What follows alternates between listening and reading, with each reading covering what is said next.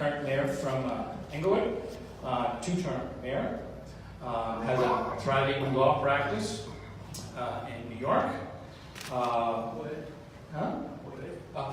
Oh, really? A poet, huh? Okay, well, I'll come over here and say some words.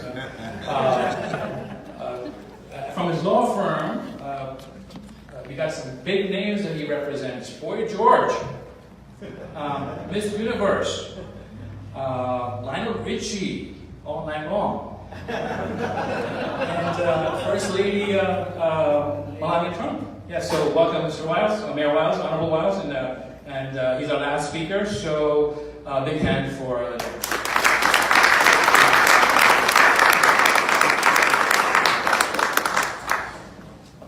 Assalamu alaikum.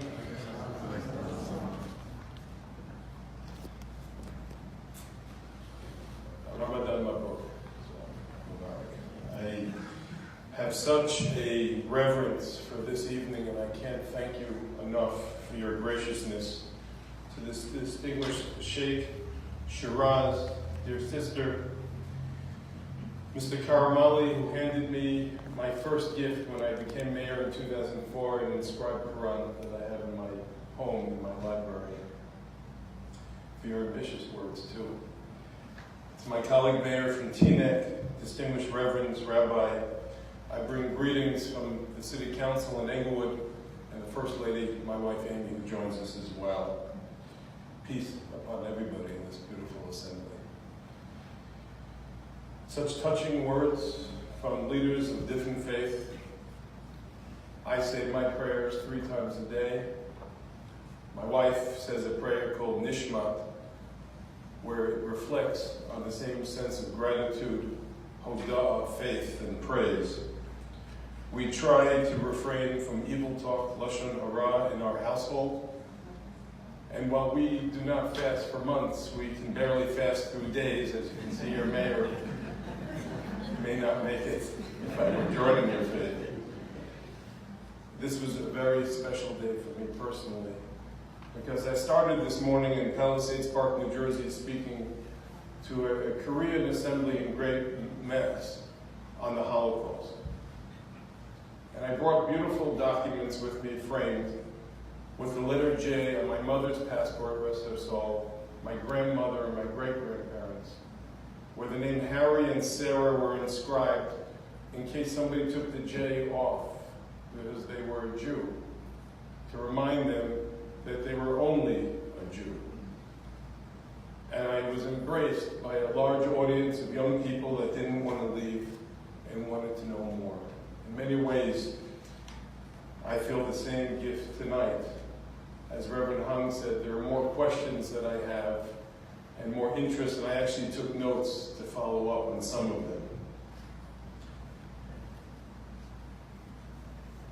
Pastor Hung also touched on a very timely subject: the extremist attacks on our nation are nothing but yet another stain on our society, no different than slavery, the response to the Holocaust, and not taking out the railroad tracks when others could have been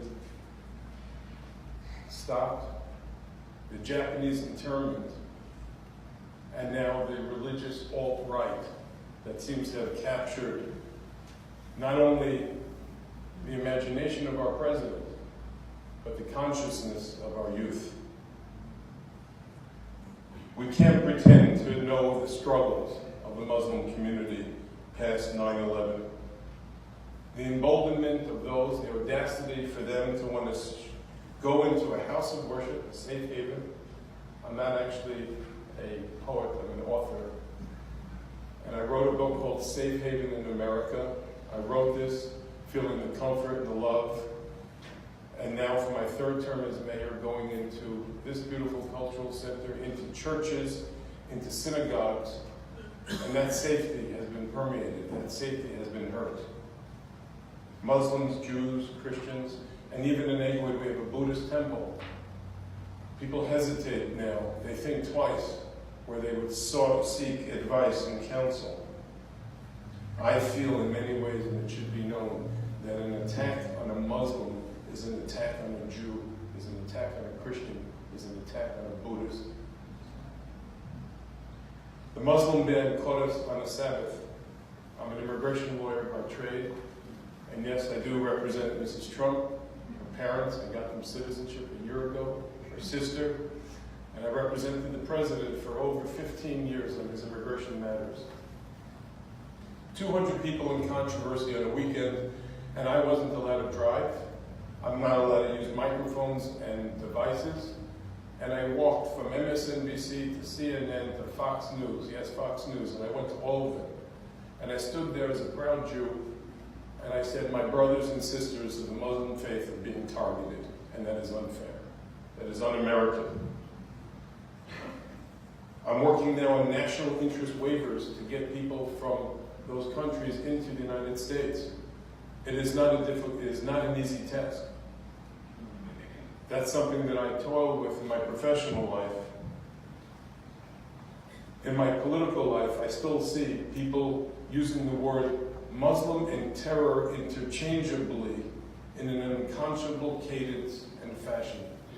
It is unconscionable, it is un-American, and it goes against God. It goes against Jesus, against Moses, and Allah. It is not what God did when He created us in His image, for us to look differently upon one another. It was with that in mind that I impaneled the Cultural Affairs Committee to make sure that we would look in times of darkness, shed light, to create a home in our beautiful city of trees, Englewood, of inclusion and respect, where we can actually have our children and our youth get to know one another, and clergy revel in each other's happiness and traditions long before anything dastardly would find our city. With these common interests, we then go to the National Theater. We protect refugees despite ensuring rigorous vetting to make sure that God's mercy, that golden door, my book is Safe Haven in America, Battles to Open the Golden Door. A door in a hinge that can be shut to protect us, but open to show God's mercy where we need to our brothers and sisters throughout the world. To make sure that we remind ourselves that fear-mongering against Muslims and the enfranchisement of the immigrant blood, the greatest risk-takers and entrepreneurs of our time, have historically been immigrants. We all know how we cluster together. The clustering of nationalities in certain businesses creates successful role models. The notion of family reunification ensures that you can't tell at a certain stage where somebody was foreign and then American who the employer becomes, because the employee gets a visa, gets a green card, and eventually employs others. That was the beautiful experiment that our founding mothers and fathers in this country envisioned, whether you prayed on a Friday, a Saturday, a Sunday, or you didn't even want to pray. The federal government recognized Dr. Martin Luther King Jr. in such a way that it travails all houses of worship, all religious day schools. His sense of excellence is something we speak of daily in the city schools. He taught us how to effect change without violence, how to listen and not talk. That is the kind of community engagement that we need. You spoke of the empathy of Abraham, the instinct to not want to ask somebody and just do, to give food and to give to somebody before you take. The discipline of the fast. The notion that this is a city of love and of peace is something we have to work toward. We believe ultimately in one God, one world, and that we're all brothers and sisters. Inshallah, that we choose the path of righteousness, the biblical hospitality that you spoke of for Abraham, tolerance, and peace. Thank you.